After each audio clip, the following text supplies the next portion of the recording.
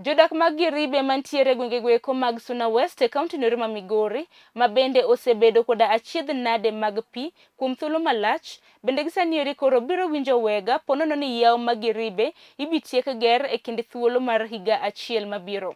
Gavana ma Migori Migosi Osebedo kane oloso koda jodak makono e kinde gwek mabende noyawo chenro mar kunyo e gwenge gweko mag Wasimbete ward, omedo wacho ni jodak makono biro yudo konyruok kokalo e chenro makamano.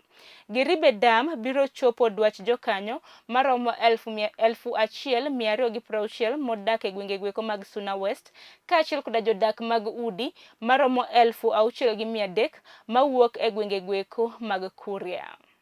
This is a dam that was constructed by the colonial government way back in 1958, and it has really been silted. So we are going to desilt it and restore it to its original size. This dam will go a long way in improving the livelihoods of this place.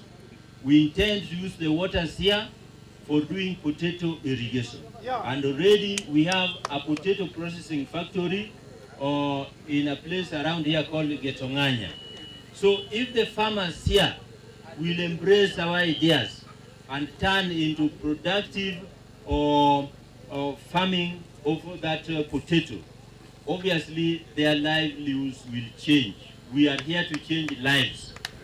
Now, on top of irrigating their farms using the water here, we are also going to set aside certain places for cattle to drink water, and also for our mothers, our dear mothers, to get clean and safe drinking water. There will also be places for taking bath, but we encourage bathing to be done at home. This is indeed a very, very good project, and by and large I want to say that my Department for Agriculture has embarked on deliberate efforts that will ensure that our lives are transformed. We are encouraging the keeping of bees around here, the keeping of dairy animals, and even recently I launched a chicken slaughtering house in a place called Nyailinga, which is not very, very far from here.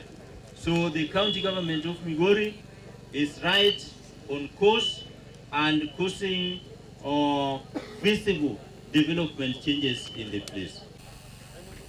There are a lot of projects that governor initiated in agriculture department, and all these departments are all running. I can recall December last year, governor groundbreaked irrigation scheme Lower Kuja Block 2-1. As we speak right now, around 90% of the work is complete. Because he knew nearly each and every farmer is a poultry farmer. He ground broke what we call mini processing plant for chicken. As we talk right now, construction is ongoing. About it, we are doing a sweet potato processing plant at Getonganya. I was challenged the other day with my friend, why Getonganya and not Giribe or Mukuro, where I come from. Processing plant. Before October, the plant will be running because of this dam. The dam comes from the area called Nyakunguru, just on the top of the hill. There's a rich history. Ulituachia maendeleo makubwa kutoka katika ward ya Wasweta tu. Juzi tena tukaenda tukagawa ng'ombe ya maziwa Wega ward. Leo hapa umekuja kufungua rasmi bwawa mkubwa mno katika Wasimbete ward. Moyo wetu umefurahi sana kwa sababu ya maendeleo umeleta mahali hapa. Sitasahau na waziri Ogongo, hakika waziri umefanya kazi kubwa katika Suna Magharibi. Mungu akubariki kwa kazi nzuri ambayo umefanya. Tungeweza kusema kwamba tumekuja sababu ya hii kazi nzuri, lakini tulikuwa tunasema kwamba jameni, support watu ambao wanaenda kufanya kazi mahali hapa. Sisi kama Suna West, sisi sio watu ambao tumependa kupiga kelele.